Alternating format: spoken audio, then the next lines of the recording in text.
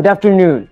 The International Criminal Court's Pre-Trial Chamber 1 has dismissed an appeal made by former President Rodrigo Duterte's defense team to excuse two judges from ruling on the tribunal's jurisdiction over his case. Duterte's counsel previously filed a challenge to the ICC's exercise of jurisdiction in the Philippines. On the same day, Duterte's defense team filed the invitation to petition the presidency of a partial excusal of Judge Rain Adelaide Sophie Alapini Gansu and Judge Maria del Socorro Flores Sierra from exercising their functions in pre-trial Chamber 1. Duterte's defense team cited specific issue of jurisdiction and the possibility of perceived bias. However, the ICC Pre-Trial Chamber 1 dismissed the appeal in a 4-page decision dated May 6 and signed by presiding Judge Julia Antonella Motok. Based on the decision, only a judge can excuse himself or herself from the exercise of a function by directly requesting to the ICC presidency. Furthermore, the decision states that Duterte's team's petition lacks procedural propriety. The former president is currently under the custody of the ICC on his crimes against humanity he allegedly committed during his administration's war on drugs. His confirmation of charges hearing is scheduled on September 23, 2025. The driver of the sports utility vehicle in the fatal Ninoy Aquino International Airport crash tested negative for alcohol and drug tests, according to the Philippine National Police Aviation Security Group. The sports utility vehicle rammed into several people at the Naia Terminal 1 departure entrance on Sunday morning, May 4, leaving 2 people dead. In a statement on Tuesday, May 6, the police said the driver underwent a series of tests and medical evaluations following his arrest on the site of the accident.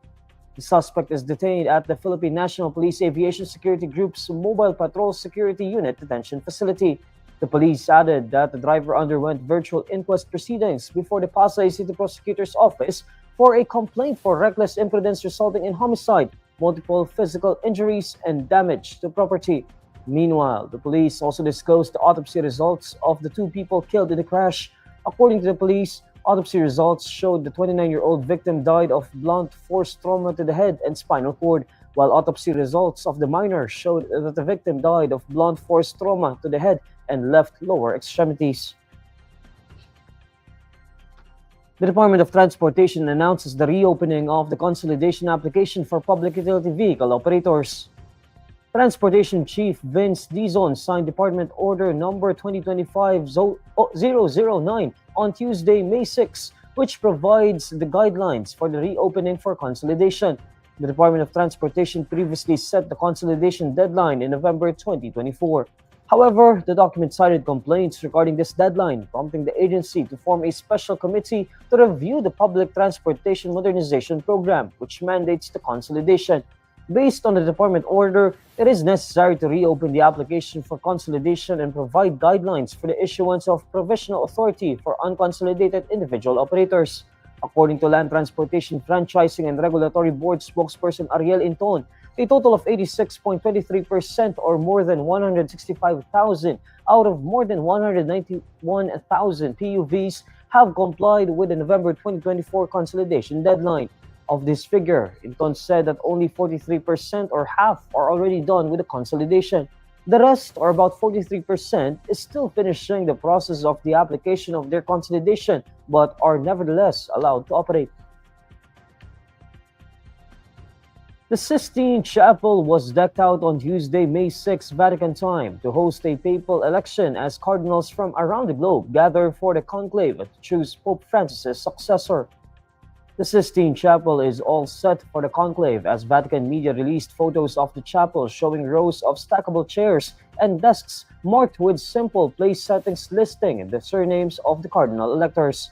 Voting will begin on Wednesday, May 7, Vatican time, after the chapel is placed under a news blackout and will continue until one of the cardinals has won 2/3 support in a secret ballot.